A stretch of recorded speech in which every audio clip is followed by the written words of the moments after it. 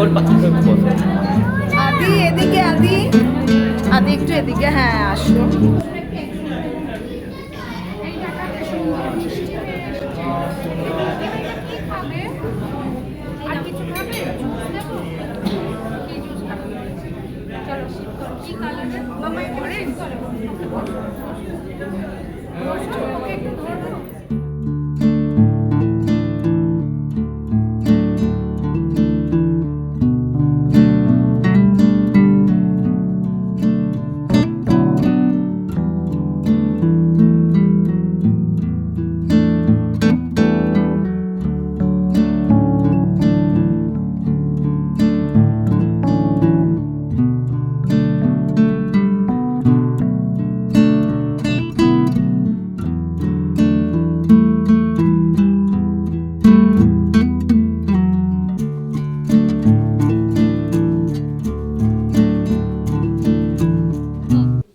আজকে বার্থডে বয়কে দিয়েই যাই। আদি কেমন লাগছে এই সারপ্রাইজ শুনি মা বাবা দাদা সকলের? অনেক ভালো, কি বলতে চাও মা বাবা দিয়ে যে সারপ্রাইজ পাওয়ার?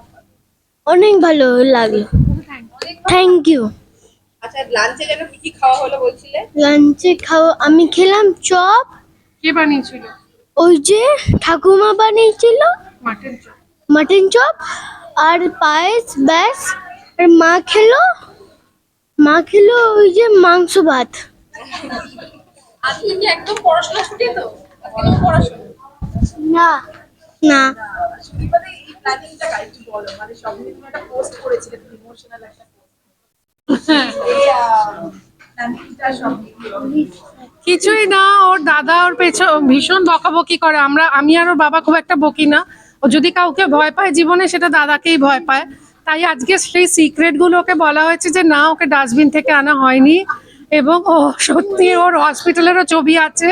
এবং আচ্ছা সিক্রেট এটা কিন্তু কেউ বলবে না কাউকে।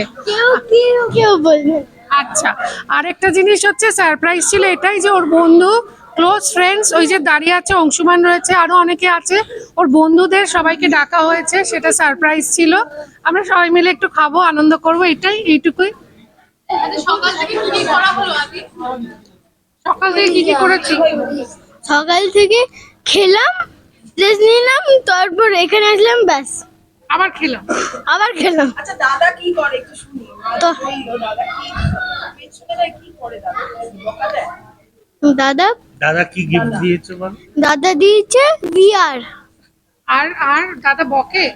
বকে না অনেক না না, না, একটু হাফেরও হাফ। আর আচ্ছা গান্টু আদি কি পেলো? হ্যাঁ, ভান্ডু মাংস।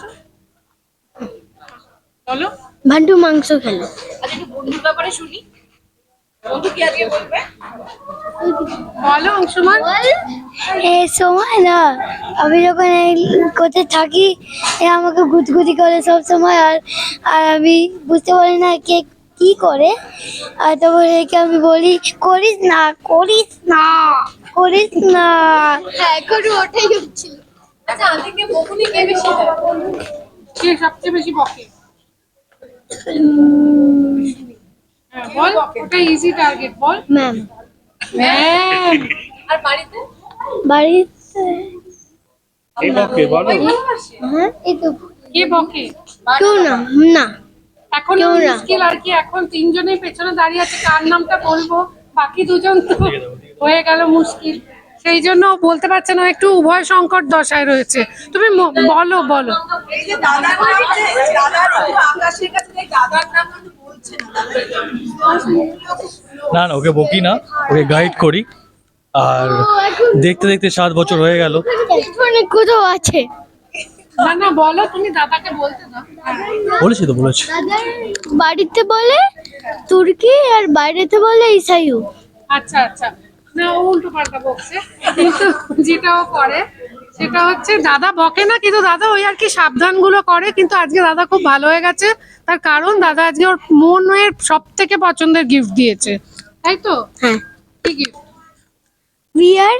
আমি ভিআরটা কি কেউ বুঝতেই পারছে না। VR virtual real. Virtual reality, ব্যাস।